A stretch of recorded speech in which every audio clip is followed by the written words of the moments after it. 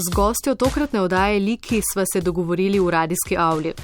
Takoj sem jo prepoznala po uhanih, z ušes so ji viseli lično oblikovani iz papirja izdelani žerjavi. Segla mi je v roko in se predstavila. Dobro jutro, moje ime je Nataša Brunec, sem ustvarjalka origami nakita, dekorativnih izdelkov, svetil in podobno. Tudi ljudi učim, kako zlagati origamije.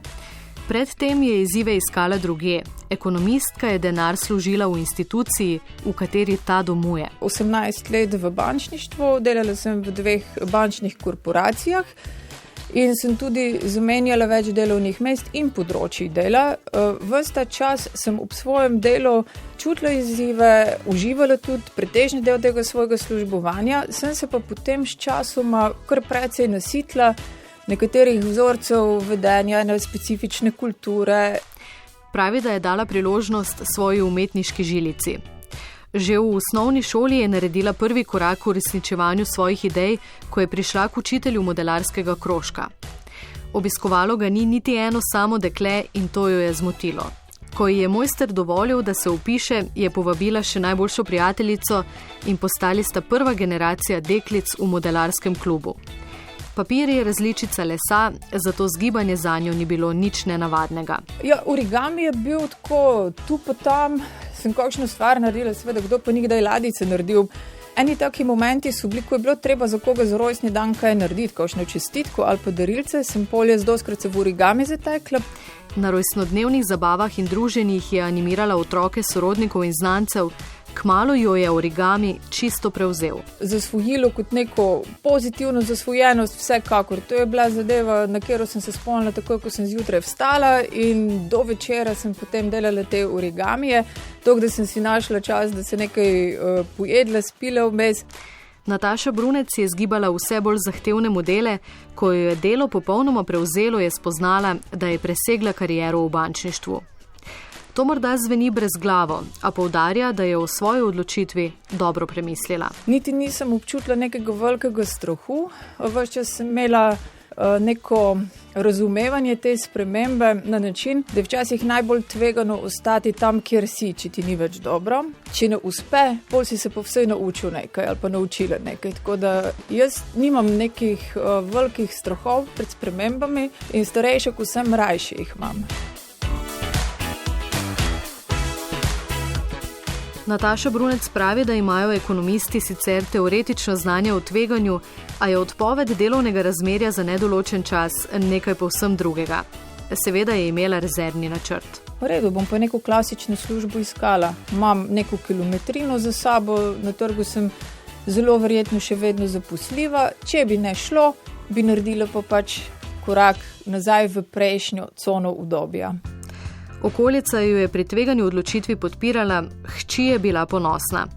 Celo njena mama, ki je odraščala ob konservativni vzgoji, je spoznala, da je na prvem mestu zadovoljstvo. Nataša Brunec je odločna, a ve tudi, kdaj se ustaviti.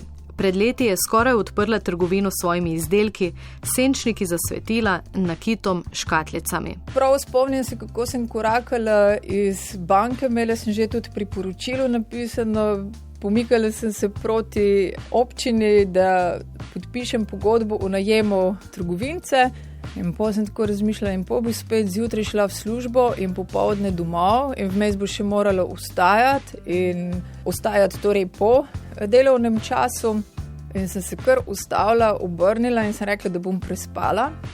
Potem sem se pa odločila, da ne bom šla v to smer. In sem vesela. Tako prav en takšen šesti čut ali pa nek tak preblisk je bil, da to ni prava smer zdaj le zame. Nataša Brunec danes ne zgiba le papirja, saj ne bi rada postala tovarna origamijev, narejenih v velikih količinah. Poučuje tudi metode GTD, Getting Things Done, oziroma gremo to dokončati, ki ljudem pomaga končati stvari brez prevelikega stresa. Spominja se, da je v nekdanji službi pogosto doživljala razne pritiske. Mislim, stres se je pri meni manifestiral v obliki ene take zaskrbljenosti. Jaz včasih hecam in pravim, da sem zdravljeni perfekcionist. Namreč res sem nagnjena k perfekcionizmu in sem potem zelo hotela vse in v službi in doma imeti do pikice urejeno in nikoli nisem bila tudi nekako srečna in zadovoljna, nikoli ni bilo vse čisto na svojem mestu, pač po mojih kriterijih zelo strogih. Kot tudi origami ni popoln, saj je ročno unikatno delo. Mojstrica pravi, da je vsak model zaporedje 2 zgibov. Zgib dolina ali hrib. Tega se lahko nauči vsak, če je le dovolj vztrajen in natančen. In če res pozorno poslušate, med tem, ko to pripovedujem, tudi sama zlagam origami. Papir na srečo marsikaj prenese in ni tako krhek, kot si morda predstavljamo. Napake pa se da tudi prikriti. Ampak tudi to je čar teh izdelkov, to je ročno delo in mora imeti neko osebnost in niti ena škatlica ni enaka drugi škatlici, pa tudi čisto iz istega papirja narejeni. In to je lepo, to ni industrijski izdelek, to je ročno delo. In ko ne gre? Ja, to je zelo enostavna rešitev, zmečkaš, vržeš smeti in vzameš nov papir.